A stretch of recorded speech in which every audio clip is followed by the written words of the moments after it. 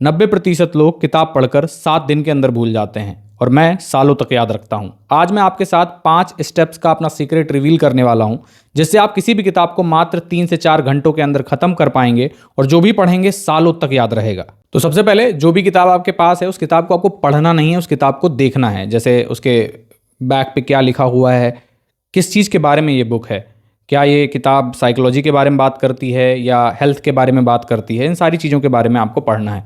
फिर किताब का इंडेक्स आपको खोलना है। इंडेक्स खोलिए, देखिए चैप्टर्स क्या क्या हैं, राइटर के बारे में थोड़ा सा पढ़िए।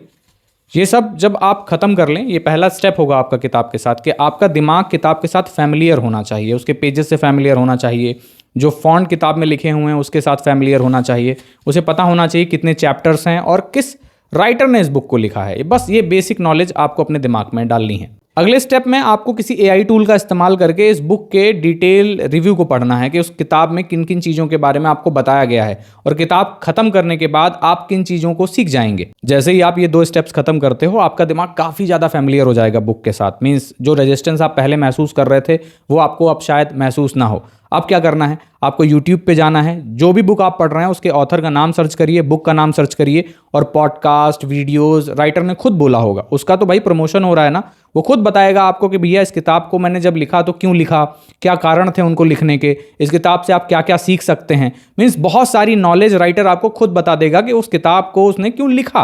अब अगला जो स्टेप है वो काफ़ी ज़्यादा इंपॉर्टेंट है। आपको किताब लेनी है एक्चुअल में अपने हाथों में, लेकिन अभी भी पढ़ना नहीं है। अब आपको फ्लिपिंग करनी है। बस पेज बाय पेज ऐसे खोलते जाइए, देखिए क्या लिखा हुआ है, इसका फॉन्ट कैसा है, कौन कौन से चैप्टर्स हैं, कौन कौन सी और बातें करी जा रही हैं। किसी हेडलाइन पे अगर आपका दिमाग अटक जाए तो उस हेडलाइन को पढ़ लीजिए, कौन कौन सी पिक्चर्स हैं।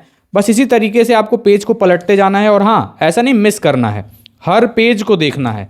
अगर 300 पन्ने हैं तो 300 पन्ने आपको पलट पलट के देखने हैं, बार बार बार बार बार बार, इस तरीके से आपको करना है। आपका दिमाग बहुत ज़्यादा फैमिलियर हो जाएगा आप एक बार इसको करेंगे। आप एक बार नहीं, चाहे 2-3 बार इस प्रक्रिया को दोहरा लीजिए।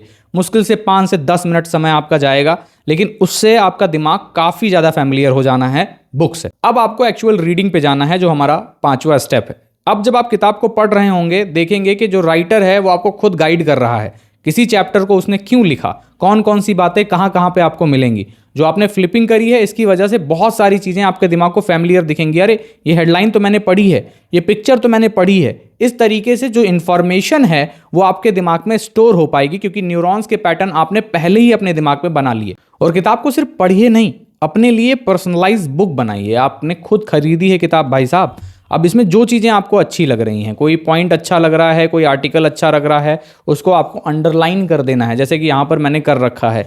या आप इसमें नोट्स भी चिपका सकते हो, स्टिकी नोट्स जो आपको सही लग रहे हैं। अगली बार कोई भी किताब पढ़िए, इस मेथड का इस्तेमाल करिए और देखिए किस तरीके से आप चीज़ों को याद रख पाते हैं। और ऐसी और वीडियोज़ के लिए मुझे फॉलो करना ना भूलिएगा।